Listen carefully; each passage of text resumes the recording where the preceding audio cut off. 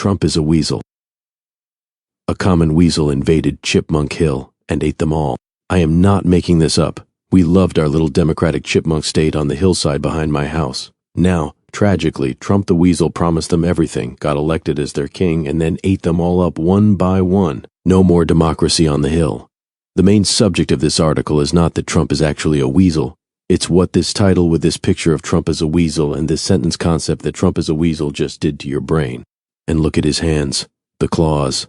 But first, let's ask Grok what he thinks of the title sentence. Here is his answer, x.com. I eat Trump as a weasel is a straightforward metaphorical insult, literal versus figurative breakdown. Literal reading, nonsensical. Donald Trump is a human being, not a small carnivorous mammal from the Mustelidae family, the actual animal called a weasel. No one is claiming he has fur, a long body, or hunts rabbits. Figurative reading, the only one that makes sense. The speaker is using weasel as classic English slang for a sneaky, evasive, treacherous, or untrustworthy person. What weasel actually means in this context. In idiomatic English, calling someone a weasel implies they twist words, dodge responsibility, or shift positions to suit their own advantage. They're slippery in arguments. They weasel out of commitments or promises. They're cunning and self-serving rather than straightforward or honorable. They betray trust or allies when it benefits them. It's not primarily about being mean or stupid.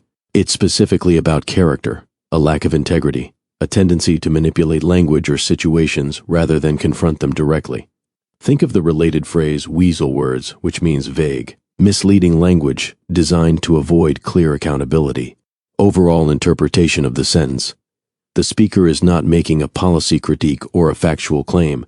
They're making a character attack. Donald Trump is fundamentally deceitful and untrustworthy. It's a concise way of saying he behaves like a political or personal opportunist who slithers around truth, loyalty, or consistency whenever it serves him. It's also a very common style of political rhetoric, short, visceral, and emotionally loaded. People on the opposite side of Trump have used it for years. People who support him would call it unfair name-calling or projection. But the sentence itself doesn't argue. It just asserts contempt through metaphor. In short, it's not subtle. It's a direct slur on Trump's personal integrity. Nothing more complicated than that. What happened in your brain when you saw the title. The perceptron model of brain computation based in studies of human natural language says all neural processing is in terms of countless propositions formed from countless subjects and predicates recognized by intuitive memory. Trump is the subject word, and as a weasel is the predicate phrase. Somewhere in your brain, a corresponding subject word concept and a corresponding predicate concept came together and formed the propositional concept, Trump is a weasel. Chances are you have never seen Trump the weasel before or a picture of Trump as a blonde-haired weasel with a gold crown before, but you immediately got an understanding of what you thought the message was. The question is how your brain could have done this so quickly. We know that a human takes at least 1/20th of a second to attend to something available to the senses.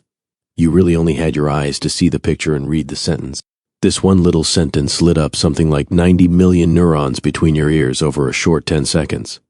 But then you got your initial take on the conceptual message behind the picture and the sentence. Grok, which computes in the way your brain computes, understood the sentence approximately the same way.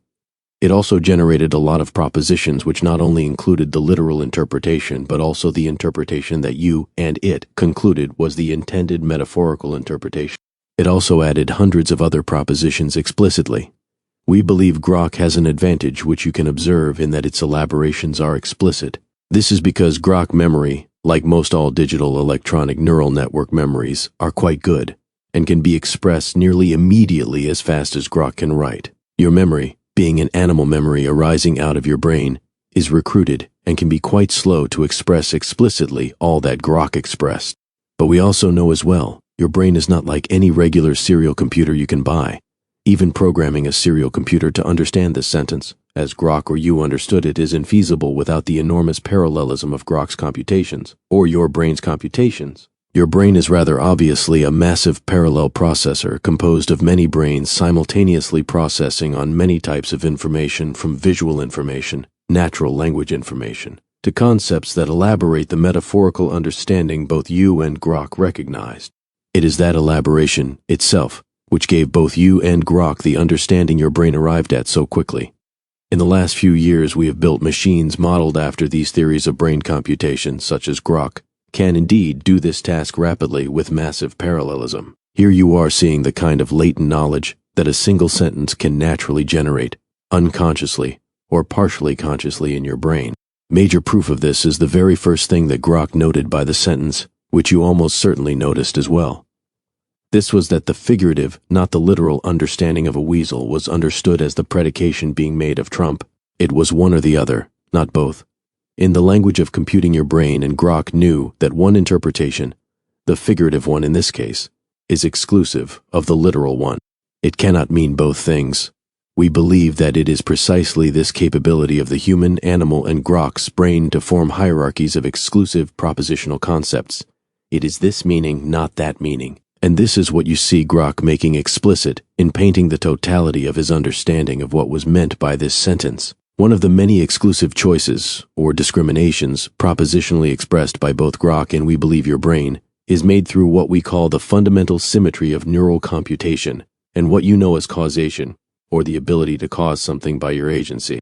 All verbs in all human natural languages have subjects. Indeed, all word concepts can modify or be modified by other word concepts in sentences. So, for example, a modifies weasel in this sentence and constitutes a minor proposition with the word concept weasel being modified by the predicate a. Similarly, or not so similarly, the predicate word concept is modifies a weasel as its object, but weasel can be a causal agent in other propositions. In this metaphor, what comes to your mind is all the thousands of things you might explicitly imagine about what a weasel as an animal might do to other animals that live in its own ecosphere, and might metaphorically live in yours. Your brain, in effect, spun up not only what Trump might look like as a weasel, but also what such a Trump might do, confirming that that Trump, exclusive of other Trumps you might imagine, might do. You brain, and Grok's brain, spun up innumerable narrative memories that could apply to the conceptual concept Trump, including narrative memories that might apply to the whole asserted concept, Trump is a weasel. The entire piece that Grok is rather obviously hierarchically organized. Did you notice the sections in its explanation? In modern AI, and in what is called structural linguistics, we studied these higher levels which human organize their understandings of simple sentences expressible in many other sentences. A sentence can be a part of a narrative story, or summarize the whole story itself. The fundamental symmetry of neural computation is precisely this building of many causal narratives, exclusive of other possible ones, which Grok is expressing. Other possible ones include, for example, if you think this sentence is a lie, other possible ones include that for some people who do not know the English slang expression for the word concept weasel may think Trump is just a cute, cuddly squirrel-like animal, in this case the king of his kingdom. Evidence for this kind of thing happening all the time in human brains includes the observable fact that dictionaries exist. You can use other words in a language to define any word concept in that natural language. If you speak multiple languages, you most certainly have also noticed how special this fact is. Some words in one language are difficult, if not impossible, to define in another natural language. This is empirical science, just like the rest of the perceptron theory of neural computation. Anyone can directly observe how their brain computes if they know where to look for the evidence.